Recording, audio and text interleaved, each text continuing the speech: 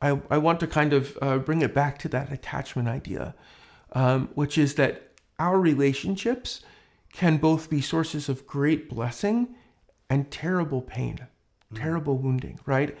And so, especially for people we've been close to, we all ding into each other, right? We're not all immaculately conceived like the Blessed Mother, and so that means all of us sin.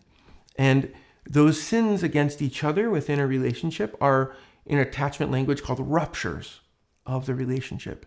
And so it's necessary then, when there's a break or a rupture, to work to repair the break, right?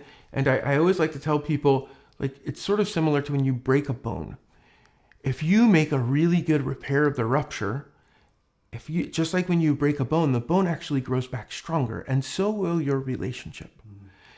This isn't to say, and I want to make a disclaimer here, if you're in an abusive relationship where a person's either being physically, emotionally, psychologically, spiritually, or sexually abusive, you do not have to subject yourself to that, and you should get out as soon as you can and as safely as you can. This isn't an encouragement to stay in a place where you're being seriously hurt.